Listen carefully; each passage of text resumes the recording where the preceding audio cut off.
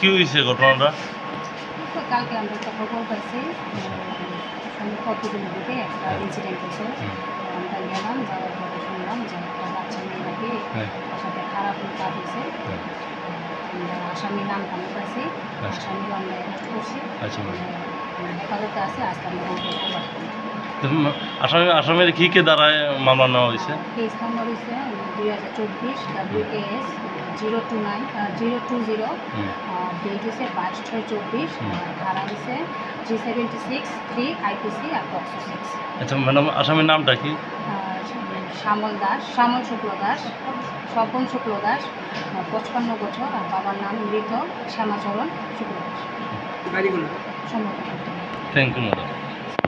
Subscribe to Tripura Info and press the bell icon so that you never miss any latest updates and news on Tripura.